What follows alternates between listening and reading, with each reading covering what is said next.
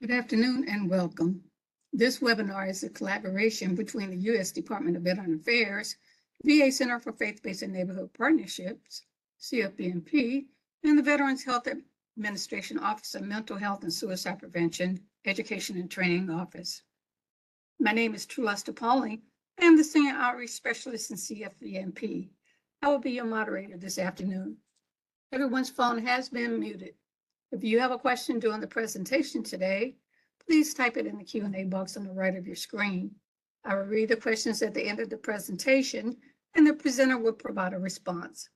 This presentation is not available after this webinar, but a handout will be made available with all the resources Ms. Mells will speak about today. This is a live recording. I would like to thank Ms. Lillie Mells for this collaboration. We are grateful for your time today. But before we get started, I would like to introduce Mr. Conrad Washington, Director of the VA Center for Faith-Based and Neighborhood Partnerships. Mr. Washington is a retired combat Marine with 20 years of active duty service. Mr. Washington is a licensed minister actively serving in his faith. He received his Master's of Divinity in Pastoral Studies from Moody Theological Seminary. He has a Master's in Business Management and a Bachelor of Science degree in Education. Additionally, he's a graduate of VA's class of 2017 Virtual Expired Leaders Program. Mr. Washington. Thank you, True. I appreciate it. And thank you all for joining us today on this great Tuesday afternoon here in Washington, D.C. Wherever you may be, we appreciate you taking time to join us because I know you have many choices on webinars and virtual platforms. Today is important to us because we're going to be sharing some great information, and I'm so grateful for our presenter, Ms. Lillie Mells, a colleague in the VA. She's family, not just in the VA, but she's our extended family here in the Center for Faith. So, man, we appreciate you sharing your expertise with us today. And to all of you, many of us are in our season of religious celebration and reflection.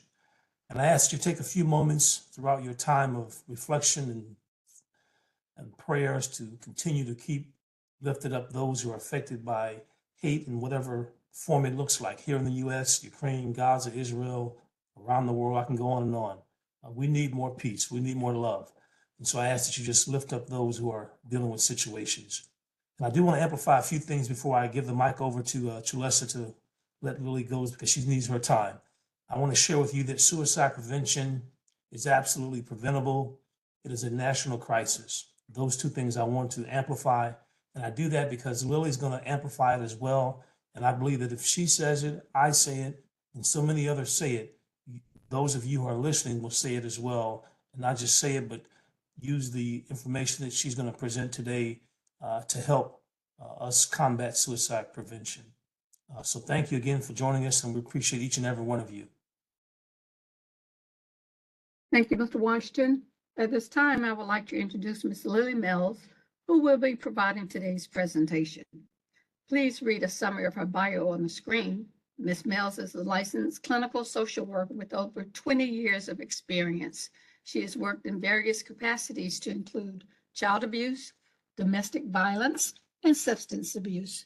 Lillie is an Air Force veteran and has served as Director of Psychological Health for Virginia Air National Guard. She has been with the Department of Veteran Affairs since 2013, working in suicide prevention. Currently, she is the Education and Training Program Coordinator at the VA Office of Mental Health and Suicide Prevention. At this time, I give you Ms. Lillie Mells for today's presentation. Ms. Mells. Thank you, Ms. Pauling, and thank you, Mr. Washington. Excited to be here to provide this training. I am going to turn off my camera because sometimes we get a lot of bandwidth issues, and then when we come back for question and answers, I'll turn it back on. But I'm excited to be here. And so before we begin, I'd like to see who we have on the line. So I want to do a little bit of a roll call to see if we have any military folks on the line. So can you drop in the chat box, anybody from the Army? Just drop it in the chat box. What about Navy? Any Navy folks?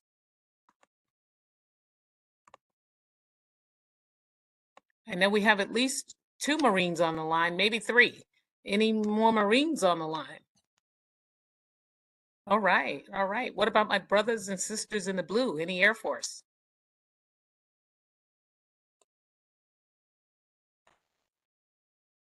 Okay, what about our Guard and Reserve? Any of our Guard and Reserve folks? And what about our Coast Guard? And last but not least, our Space Force. So I think we got everybody accounted for. So thank you all for joining in with us today. And I'd like to acknowledge everybody who's on the line. I've served and I also deployed, and I have deployed alongside each branch of the services. And so it's just an honor to be able to present to you all. So I'm going to go ahead and get started.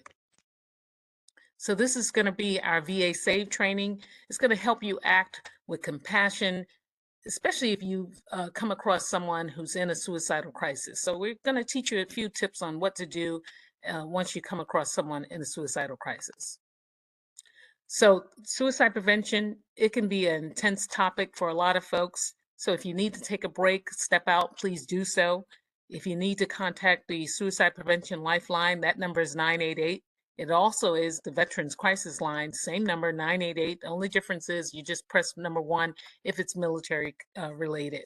And the same response will go out to anyone. We recently changed that number back in 2022, and so it's going strong. Instead of having to use the 10-digit number, now we're down to 3 digits. So it's awesome, awesome.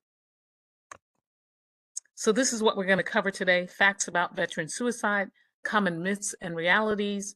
And then I'm going to go over the VA SAVE steps. And you can use this more than just with a veteran, anybody. You can use these steps to help anyone. So by participating in this training, you'll get a general understanding of the scope of veteran suicide in the U.S., how to identify someone who may be at risk for suicide, and what to do when you do identify that individual at risk for suicide. So now my second question to you all is, I want you guys to think about what's your biggest questions around suicide and talking to people in crisis. What's your biggest questions around suicide and talking to people in crisis? I want you to think about that, hold on to that thought, and hopefully by the time I get through the end of this presentation, I would have answered that question for you. So let's start with our facts about veteran suicide. So as Mr. Washington said, suicide is a national public health problem. As far as the VA is concerned, it's a public health crisis. You know, veterans are dying with rising rates all around the country, and the general population, the rates continue to rise as well. And for every death by suicide, there's at least 135 individuals that are impacted. And I would venture to say that there's probably even more than that. When you think about that individual, their family, their extended family, the neighborhood they live in, the community they live in, if they're employed, their colleagues, anybody that they've come in contact with at work, if they belong to civic organizations, you can easily get to 135. So we would say that at least minimum 135, you probably can add in a few more. Now, suicide is a complex issue with no single cause. If there was a single cause, we would be able to drill these numbers down, way down, but there's no single cause. It's often the result of a complex interaction of risks and protective factors at the individual, community, and societal levels. So when we talk about risk factors, we're talking about those obstacles, those challenges, those things that get in the way of people performing at their best.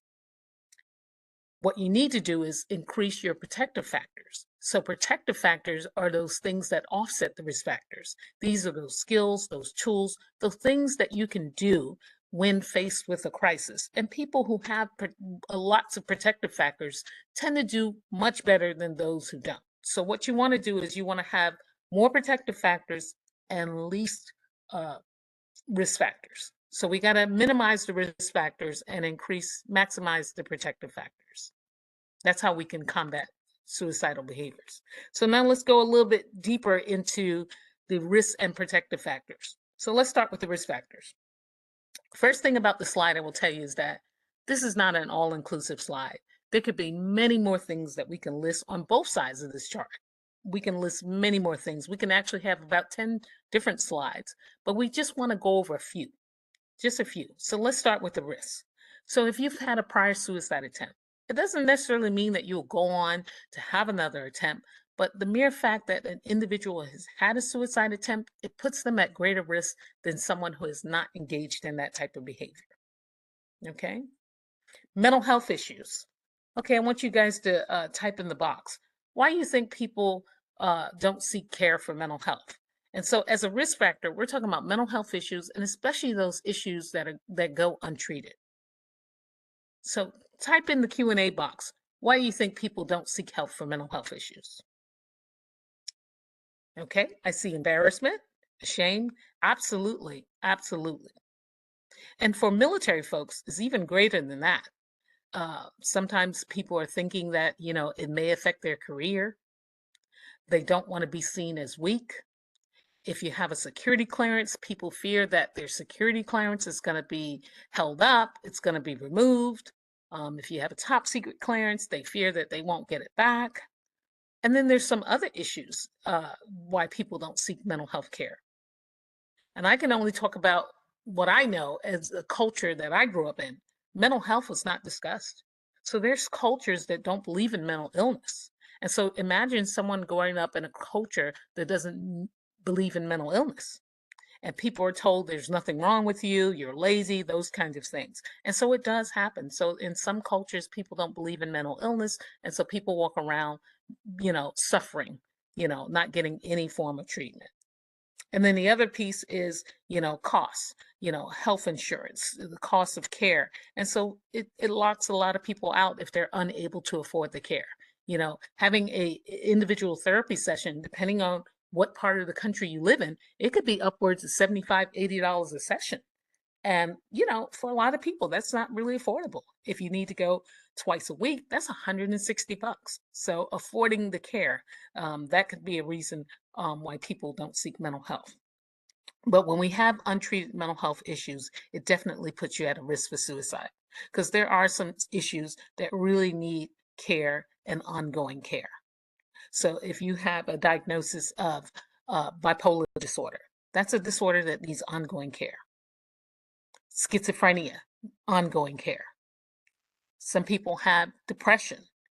Many people can survive depression, but if your depression is so severe that you're having suicidal thoughts, it will need ongoing care. And so people who aren't receiving that care are at a greater risk than those who are.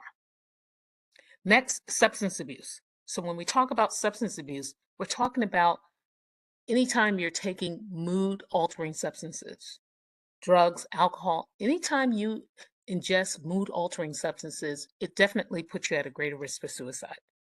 Because once you get involved with mood altering substances, your judgment is off, your rationale is off. And so that definitely puts you at a greater risk for suicide. Next, access to lethal means. So lethal means could be medications, it could be weapons, all sorts of things. But one of the things that we have learned about suicide is that the number one method being used, well, let me ask you guys, what is the number one method that you think is being used in terms of suicide? What are people out there doing? What do you think? Okay. Just drop it in the chat box. What do you think the number one method? Absolutely. Firearms. Firearms is the number one method being used as far as suicide, not only by veterans, but also in the civilian community as well.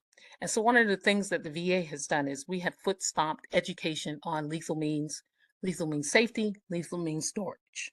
And so I'll talk about that a little bit later. But when you have access to lethal means, it definitely puts you at greater risk than someone who doesn't. Next, recent loss. So when we talk about recent loss, this is a huge category. This could be loss of limb, loss of sight, loss of a relationship, loss of a job. When you're experiencing loss, it definitely puts you at a greater risk for suicide than someone who's not experiencing loss. Next, legal or financial issues. This is a challenge because when you're facing legal or financial issues, especially if you're facing jail time, it definitely puts you at a greater risk than someone who's not facing those issues. Okay? Definitely puts you at a greater risk. Okay? Let me pause for a second and make sure that we're able to see the slides. I'll have Mr. Morales.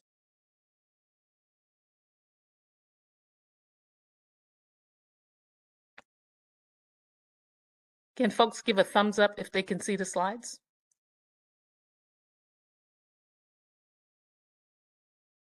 Okay, I think we're on board now. Okay, great. Thank you. So legal and financial issues, as I said, if someone is facing jail time, it definitely puts them at a greater risk for suicide. Just a mere thought of being incarcerated, that's enough to put someone at risk for suicide. And then financial challenges, loss of job, the thought of going bankrupt, not being able to pay your bills, it definitely puts you at greater risk. Next on the list is relationships. So when we talk about relationships, we're talking about failed relationships, failed relationships. And when people go through failed relationships, many times it can feel like they're going through the grieving process, with the loss of a loved one or a friend. And when you go through the grieving process, there's a lot of emotions that people go through. And it's the same emotions that people go through when they have a failed relationship. It could be the anger, the denial, the shame, all of those same emotions that you go through when you're experiencing bereavement. And so what we found is that it is very high on the list, failed relationships. And in some cases, you may have even seen where there's a failed relationship and there's a murder suicide. So people are definitely at greater risk when they have failed relationships. Okay. Next, unemployment. So that goes into the financial issues, financial challenges, and also along with homelessness. If you're unemployed, you're unable to take care of yourself, you're unable to pay your rent, there's a possibility of being evicted and being homeless, you're unable to feed yourself, you're unable to take care of your family. And so those usually put people at risk for suicide. And that's a lot of stress that goes on that individual. So clearly, when you're facing unemployment and homelessness, it puts you at greater risk for suicide. Now let's move over to the protective factors. So as I said earlier, protective factors, these are those tools, those skills, those buffers, things that you can do when faced with a crisis. And people who are able to manage and do these things, they tend to do better than someone who doesn't have any of these skills. So access to mental health care. Now, remember what I said earlier, folks, reason they don't go and seek mental health care, all of those issues, but someone who has access to mental health care and is engaged in mental health care, it's a protective factor. It's definitely a positive protective factor when they're getting help for those issues. There are some issues that people can manage and not become suicidal. People have lived with anxiety and depression for years. However, there are some disorders that have to be managed, and in many cases, they have to be managed by medication. And so, if you have one of those disorders and you are being managed, it definitely puts you in a positive protective factor phase than someone who's not. Next, sense of connectiveness. So when we talk about connectiveness, think about when you served in the military, for those military folks on the line. When you served behind those gates, there was a sense of unity, a sense of camaraderie, a sense of connectedness. You wore the same uniform as your team. You knew what your mission was. You did PT together. It's a sense of connectedness. And also when you're living on an installation, it's a community within a community, you know. The military is pretty much self-contained. You don't ever have to leave the gates. You don't ever have to leave. We have our own grocery store, which is the commissary. We have our own exchange where you can buy other goods and services like electronics. We have bowling alleys. We have gas stations. We have swimming pools. There's recreation. Some installations have movie theaters. I mean, there's so many things that you can do. You don't have to ever leave the installation, even churches, and in some cases, schools. So there's really a community effect that goes on inside of a military installation. And a lot of times when folks leave the military, you don't quite have that same sense of connectiveness.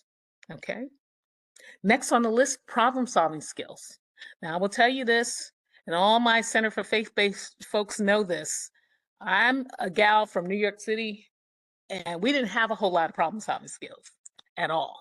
And so, what do you think we use to solve problems? How do you think we solve problems? Anybody can just drop it in the chat box. We had no problem solving skills. What do you think we did?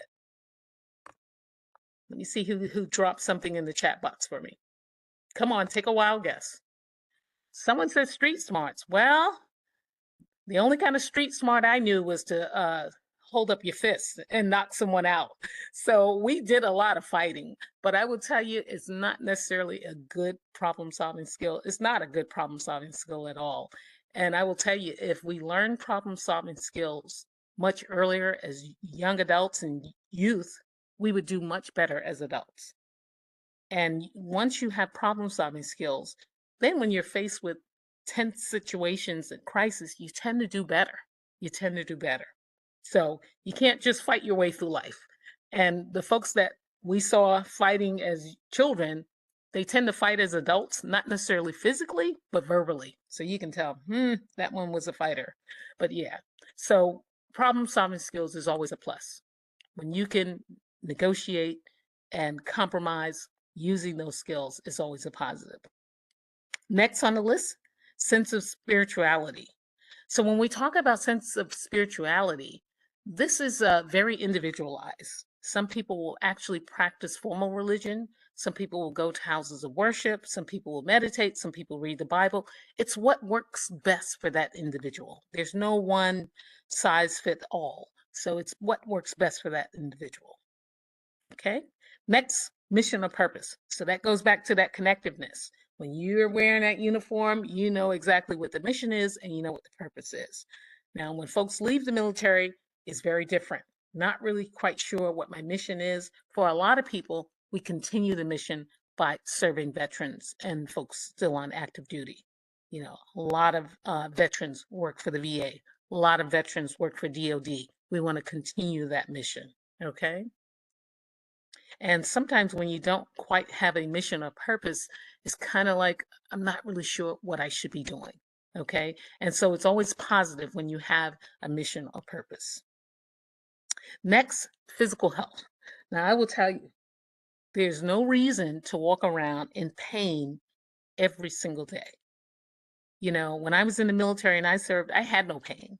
I was good to go every day until it was time to retire. And I was like, a week later, why am I in so much pain? Because I ignored stuff.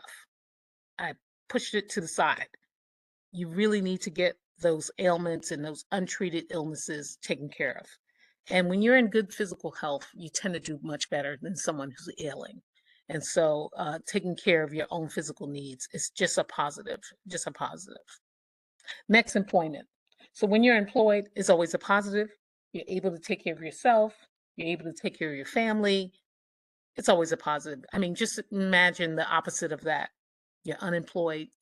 You're not sure where you're going to live. You can't take care of your family. You can't take care of your children. I mean, imagine coming home and not being able to provide any food for your children. That's a tough spot to be in. So when you're able to be employed, gainfully employed, it's always positive. Okay. Next, social and emotional well-being. For many of us, we got to be involved in things that are worthwhile, things that are going to help us grow individually and as a community. And so it kind of goes back to that mission and purpose. You know, you want to do things and be involved things that really have meaning because it really will help you grow socially and emotionally as well. Okay.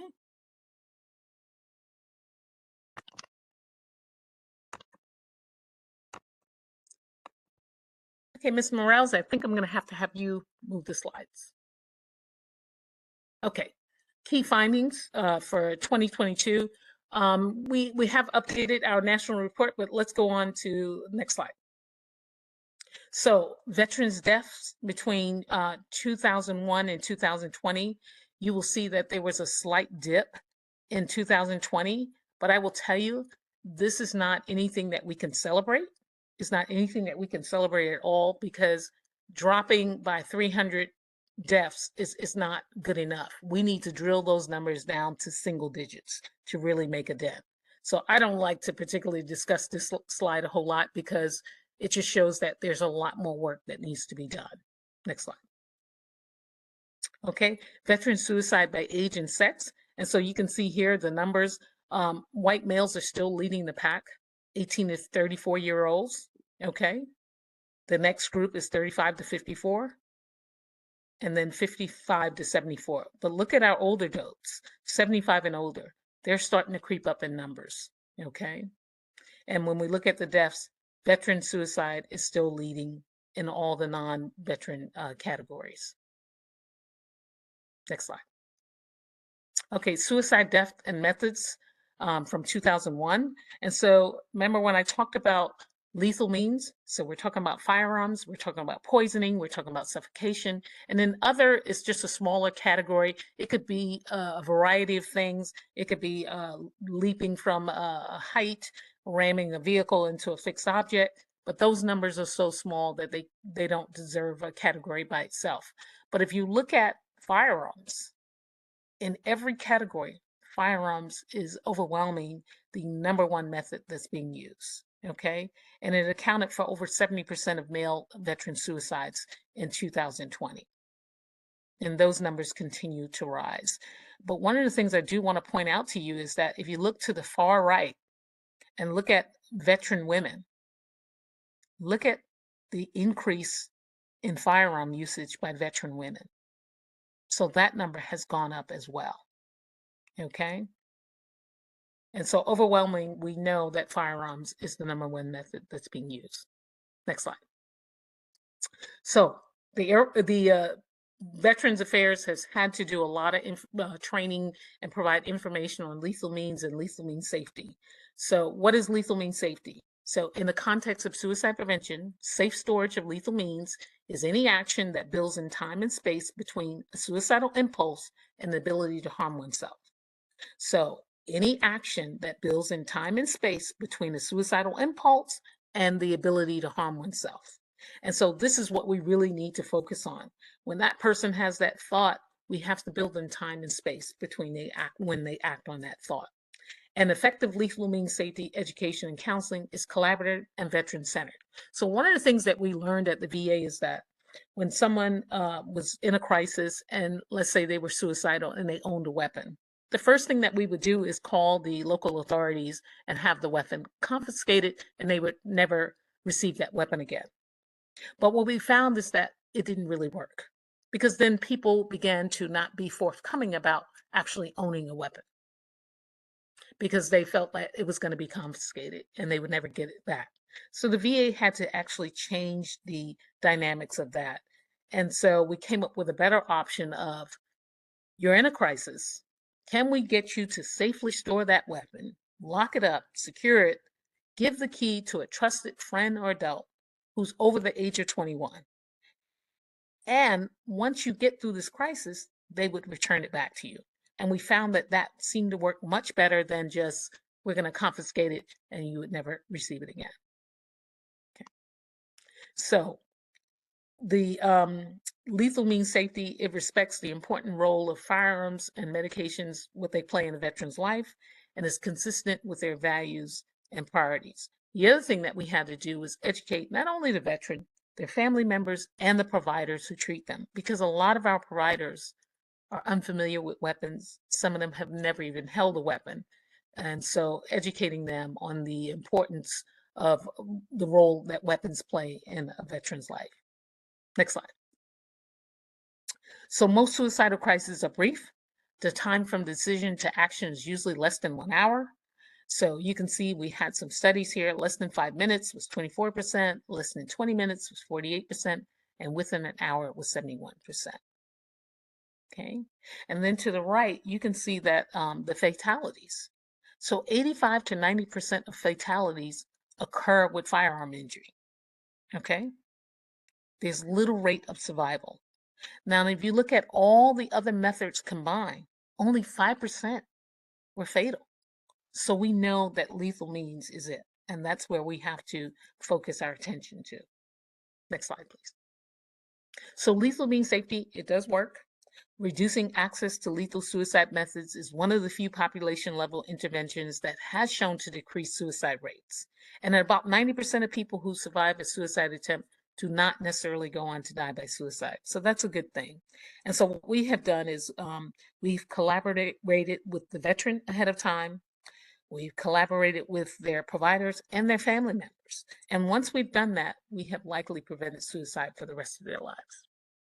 Next slide, please. So suicide is preventable. So now I want you guys to get ready. and type your answers. I'm going to ask 2 questions, and I want you to type your answer in the box. And so it's going to be either myth or reality. Okay. Next slide. Next slide. So, myth or reality? People who talk about suicide are just seeking attention. Who thinks that's a myth? Who thinks it's reality? People who talk about suicide are just seeking attention. Okay. Next slide. It's a myth. The reality is that no matter how casually, jokingly said, suicide threats should never be ignored, and they may indicate serious suicidal feelings. So someone who talks about suicide provides others with an opportunity to intervene before those behaviors occur. So let me give you an example of that. So let's say you have a friend, John. He works down the street from you. You're going to meet up to go to lunch. As you meet up, you're walking with John. John is going through a divorce. And John says to you, I'm over this divorce. I'm going to lose the house. I got to give up the vehicle. I've got to pay alimony and child support. I'm over it. I'm tired of hearing from lawyers. I'm tired of going to court. I could just jump in front of that bus. Okay? Now, John may not actually have a plan or intent to jump in front of that bus, but clearly he's telling you he's overwhelmed. He's clearly telling you he's overwhelmed. And think about this.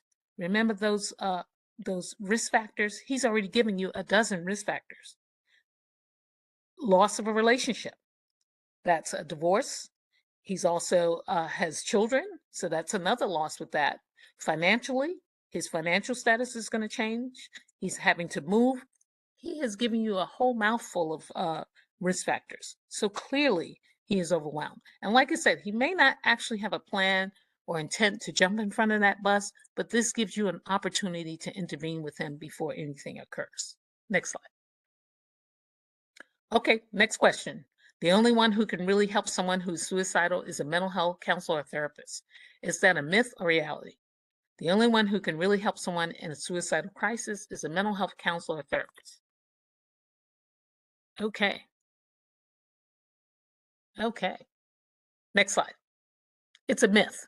The reality is special training is not required to safely raise the subject of suicide. Helping someone feel included and showing genuine heartfelt support can also make a big difference during a challenging time. So what that means is you can be a source of support. You can be a good listener. You can be someone that person can come to. You don't have to be trained to be a good listener. You don't have to be trained to show some compassion. Okay. So you don't have to be a mental health therapist to safely raise the subject of suicide. Next slide. Now we're going to get into the steps of VA SAVE. Next slide. So SAVE, it helps communities take a look at people at risk for suicide. Not only veterans, but you can use this for anyone. It's going to help you act with care and compassion if you encounter someone in a crisis. S, signs of suicidal thinking should be recognized.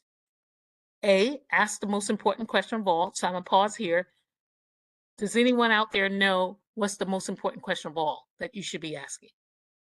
What's the most important question of all? Type it in the box.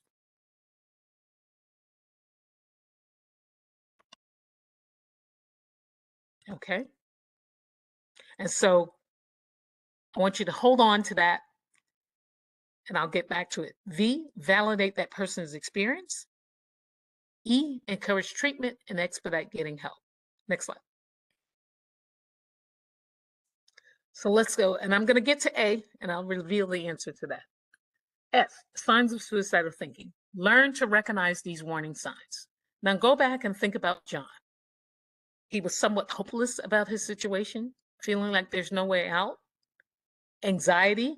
Now, do you all know what anxiety is?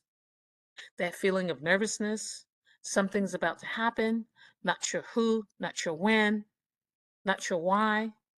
Feel like you're walking on eggshells all the time.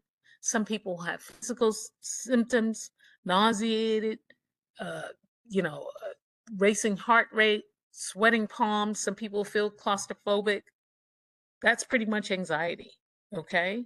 Agitation, sleeplessness or mood swings, feeling like there's no reason to live, okay? rage or anger and revenge-seeking behavior. And I will tell you, when you have rage and anger and revenge-seeking behavior, generally, when you pull back all those layers of all that exterior, we tend to find some mental health stuff in there. A lot of anxiety, a lot of depression, even some PTSD. Okay? And the reason we have the rage and anger and revenge-seeking behavior, because those are easy emotions for people to display. Okay? They're easier for people to display. So if we have a male who's enraged and angry and seeking revenge, we kind of ask why is this happening? Part of it is because it's a learned behavior. Men learn that you're supposed to keep this stuff stuffed in. You have to show you're macho. You have to show you're big and bad. But really, you don't have to do all that. But we know once we peel back those layers, we can usually find some of the other stuff. Okay. Next, engaging risky activities without thinking. We've seen a lot of this. People just engage in all kinds of risky activities. I've seen people on motorcycles riding at high rates of speed, no helmet, weaving in and out of traffic, very risky. Okay. Increasing alcohol and drug use. Now, remember what I said earlier. Anytime you ingest a mood altering substance, it puts you at risk. And so your judgment and all is off. You have irrational thinking. Okay. Next, withdrawing from family and friends. So these are just some of the signs of suicidal thinking. Next slide. The presence of any of the following signs require immediate attention. Thinking about hurting or killing themselves. Okay. Now go back to John. John was saying, he could just jump in front of that bus. And like I said, he may not have a plan or intent, but clearly he's telling you he's overwhelmed and he needs help. Okay. Looking for ways to die. There's 1,000,001 things that you can do to the 10th power. 1,000,001 things that you can do. So, and you might hear someone, displaying this or expressing this. Okay. Next, talking about death, dying, or suicide. These are signs of suicidal thinking, and you want to intervene.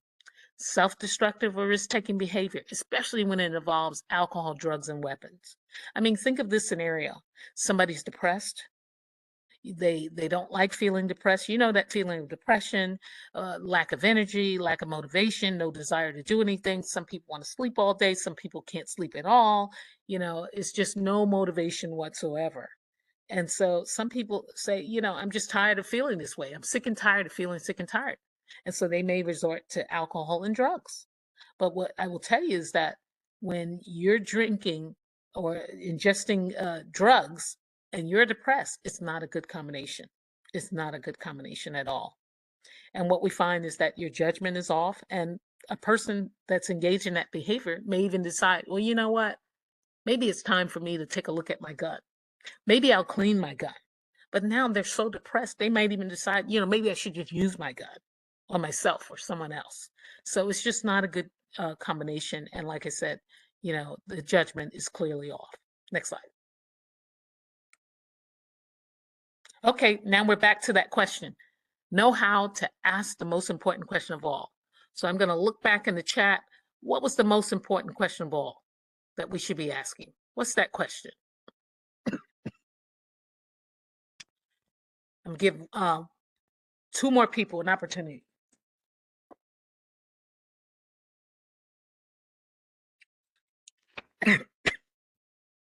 What's the most important question of all? Next slide. This is the question that you want to ask. Are you thinking about killing yourself? That's the question you want to ask, and that's the way you want to ask it. And the reason we want to ask this question this way is because we don't want to make any mistake about the answer that the individual is going to give you. You see, because if I say, John, are you thinking of hurting yourself? Well, hurt for John could mean one thing to him, and it could mean a totally different thing to me. But if I say, are you thinking about killing yourself? Killing, there's only one, answer for killing. There's only one definition, So we want to be clear. We want to make sure that they understand what we're asking, and so that we can get an honest answer out of that individual. Next slide. Now, there are some things you want to take into consideration when you're asking a question. You do want to ask the question if you identify the warning signs or symptoms. Now, go back to John. We identified so many warning signs, and he actually said, I could just jump in front of that bus. So we want to make sure that we ask that question to John in that situation. We do want to make sure that the question is asked in a natural way and it flows with the conversation. Now, if John would have said, I'm going through this divorce. I'm going to have to pay alimony and child support. I'm going to have to get an apartment and move out of the house, but I would rather move out the house so that the kids don't have to move neighborhoods. They get to stay in the same school. They get to keep their friends. I'm going to have to go on a visitation schedule. I won't see them every day, but I will get them twice a month and I'll get them, 6 holidays out of the year. So if that was the conversation, it doesn't sound like John is under distress and that he's feeling like he wants to jump in front of a bus. Okay? So you want to make sure that the question is asked in a natural way that flows with the conversation. Now, there are some things to consider that you don't want to do when you're asking a question. You don't want to ask the question if you're looking for a no answer. So if you're looking for a no answer, all you have to do is put no in the question. So you could say to John, John, you're not going to kill yourself, are you? If I say, John, you're not, I've already answered the question for him. So there's no reason that he can answer the question honestly. If I say, John, you're not thinking of killing yourself, well, I've answered for him. Okay. If you want John to answer honestly, then you have to ask him, are you thinking of killing yourself, John? That way, John can answer you honestly. Okay. So you want to leave it open so that he can answer you honestly. Don't wait to ask the question when someone is halfway out the door. So if John is sharing all these things, don't wait until you already had lunch and you sat for an hour and now it's time to depart. Now you're going to ask him. You want to ask him early enough so that you can intervene as soon as possible. Okay? So those are the things that you want to keep in mind when asking that question. Next slide. V, validate that individual's experience. Now, I would tell you this, when you validate someone, you make them feel like they're important, their feelings matter, their opinions matter. And when you validate someone, you just don't know how far you have gone. I mean, you just make someone feel like they actually matter. I mean, think about this, growing up. And I can remember as early as maybe 5 or 6 years old, the first time I was ever really pretty much told to sit down and be quiet. And that's as a child, because in many adult eyes, children should be seen and not heard. So sit down and be quiet. And so that's the first experience with being told to pretty much be quiet. And so just imagine your whole life you're being told be quiet, shut up. It's like you're being dismissed. And so when you validate someone, you let them know that they do matter, and it's huge. Validation is huge. So be willing to listen, talk openly about suicide, let that person express their feelings, recognize that the situation is serious because it is serious. Don't pass judgment. One thing about human beings is that we can tell when someone is judging us really quickly, and it's a big turnoff. And if we feel that someone is judging us, we will shut down quickly. So don't be judgmental. Let that person speak. Their truth is their truth. We don't have to agree with them. Just let them speak. Many times you just need to let them vent, because they've been told so often to just be quiet. So you want to allow them to vent. Reassure them that help is available, because help is available. Next slide. Encourage treatment and expedite getting help. So what should you do if you think someone is suicidal? Don't keep it a secret. This is not the type of secret that you want to keep. Don't leave that person alone. One thing I can tell you is that if you think a room is empty, think again. If you think that that person could just sit quietly and there's nothing in the room, don't be fooled. We have seen people make suicide attempts on inpatient psychiatric wards. Things can be found, things that you wouldn't even think of. So don't leave that person alone. Try to get that person to seek immediate help from his own doctor or the nearest emergency room. Call 911. Reassure them that help is available. And even if you have to call 911, If they're a veteran or active duty service member, go ahead and call the crisis line after you've called 911, because part of the crisis line, they're going to make sure that follow-up is taken. Even if that person has to go to the emergency room, they're still going to follow up. Okay, so you want to make sure you're able to do that. Next slide. When talking with the veteran at risk for suicide, these are the things that you want to keep in mind. Remain calm. Don't get all excited. It's not going to help the situation. Listen more than you speak. It goes back to people have been told to just shut up and be quiet. They need to vent. Listen more than you speak. Let them get it out. And like I said, you don't have to agree with them, just let them get it out. Maintain good eye contact. That's always a positive. Act with confidence. You may not know everything to do, but you certainly can put forth confidence. Okay? Don't argue with that individual. There are so many controversial topics out there: abortion, religion, taxes, you know, it's so much. Don't argue, because no, it's a no-win situation. Everybody has their heels dug in. Just let them speak. Okay? Use open body language. Don't be like Macaulay Culkin on Home Alone with the shocked face.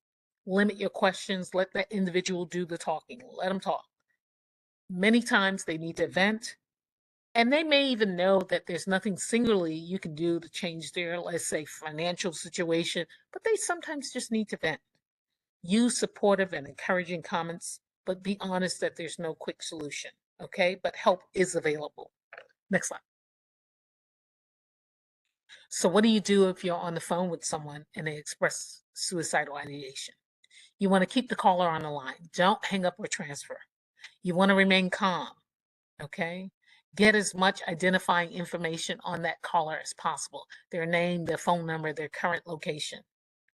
If you know how, you can conference call to the Veterans Crisis Line, but don't hang up until that respondent has answered. I will tell you, I don't transfer enough calls throughout the year to be good at this, so I don't even bother with it, because this is not the time to figure out how to transfer a call.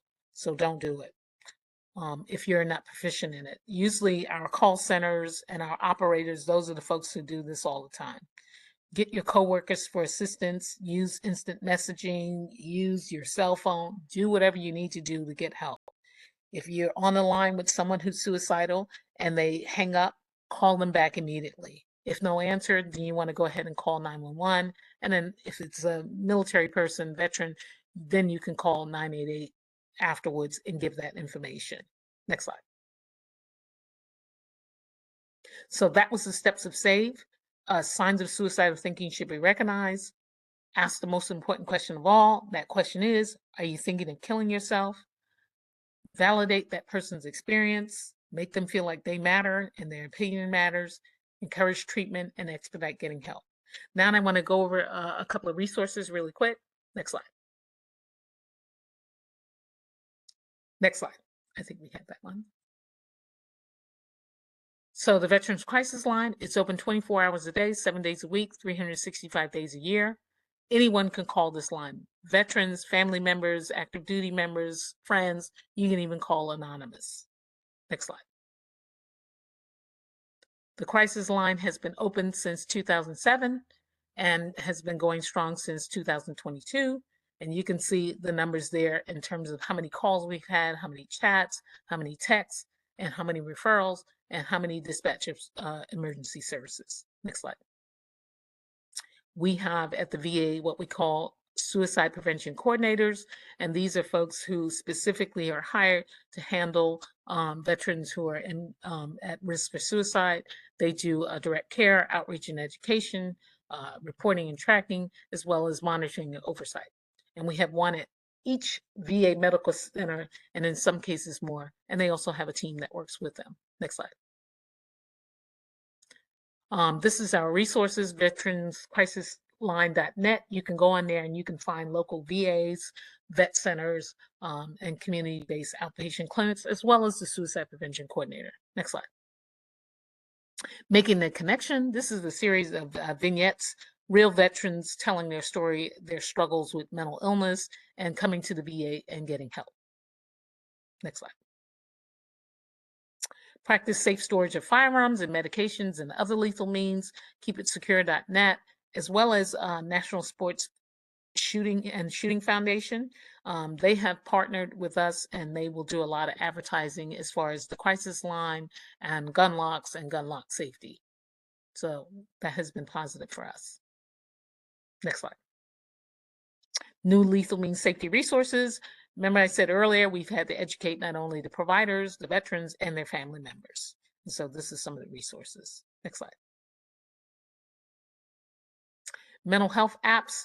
These are mobile apps that you can use. We ask that you use them in conjunction with your therapist, not meant to provide therapy alone, but they're all free. Next slide. Safety Plan is one of the apps that we have, and that's a written list of coping strategies that anyone can use when in a crisis, and they can have it readily on their phone. Next slide. Coaching and care. This is a program if you have a veteran or service member who's reluctant to get care, you can call Coaching and Care, and they'll give you some tips on how to encourage that person to seek help.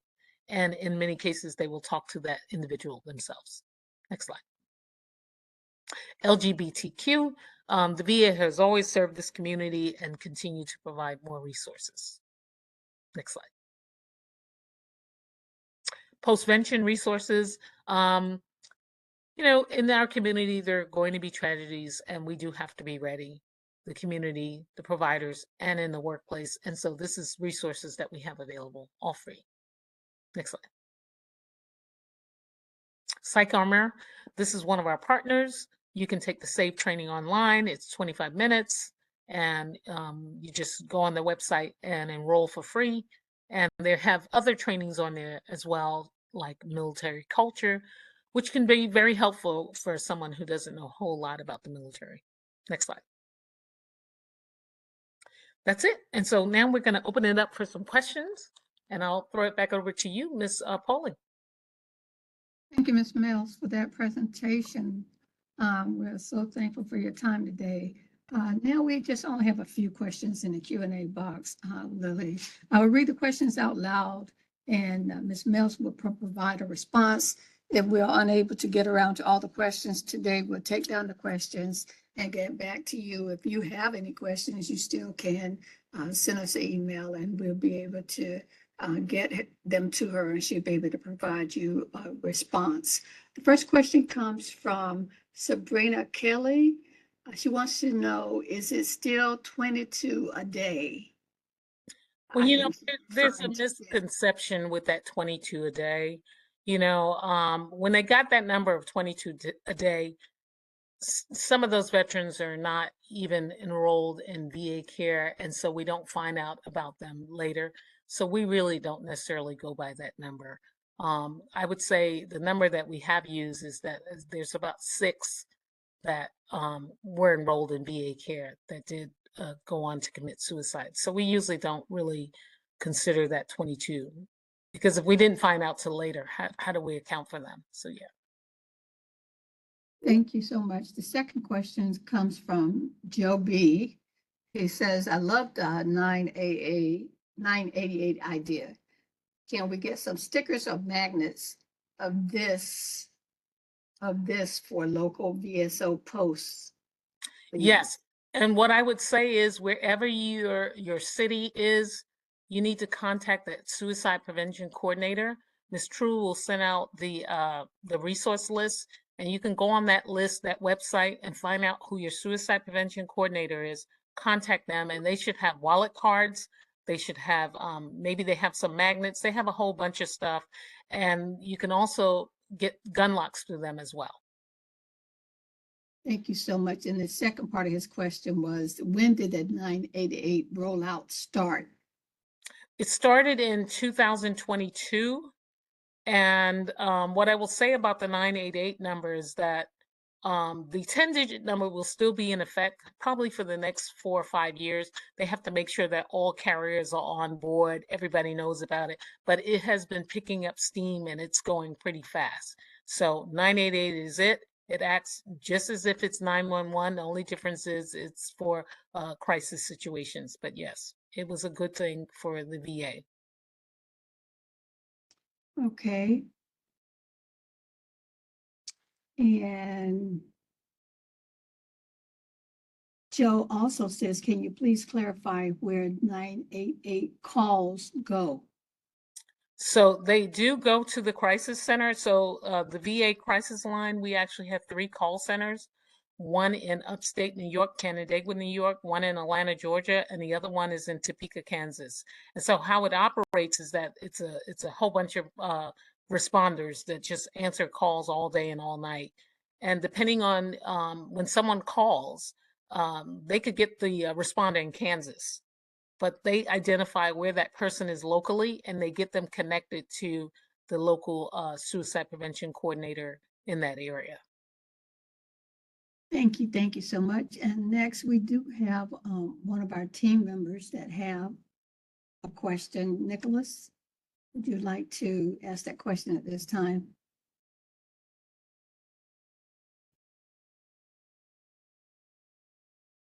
Okay.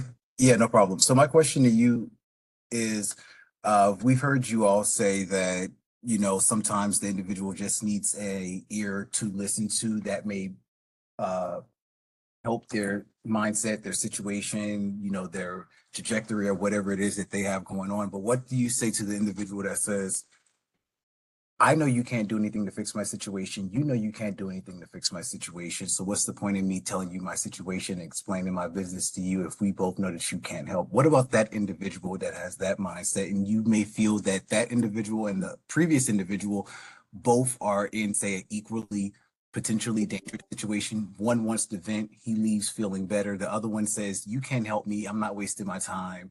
And they keep going. What about them? So I think at first you have to look at what's going on with that individual. Maybe you can't specifically help them, but there are resources out there. So when I say that they know that that one individual can't singularly change their situation, but there are resources that can. So just being there to be a good listener and being able to direct that individual to the right resources, that's what's going to be able to help them. Thank you so much, Ms. Mells. And that was the last question that I see right now. If you need to reach out to the presenter, please see her point of contact information on the screen right now. You can also reach out to our team at any time for our information will also be on the screen in a few minutes. But at this point, I'm going to turn the mic back over to Mr. Washington for closing remarks. Thank you, True. Thank you all for joining us. Lillie, thank you, ma'am. We appreciate you. You're so awesome at what you do, and I'm sure that many people took a lot of things away from today. So thank you again. We want to share with the audience that we'll be back at the same place, same time next week, and we'll share with you on how to volunteer within the VA. So until that time, be blessed and take care of yourselves. Thanks again for having me. Absolutely. Thank you, Ms. Mills. If you registered for this event, we will provide you with today's resources. A recording of this webinar will be provided on our website at a later date. Please subscribe to our website and Facebook for future webinars and sharing of information. This adjourns today's webinar. Thank you for joining us today, and goodbye.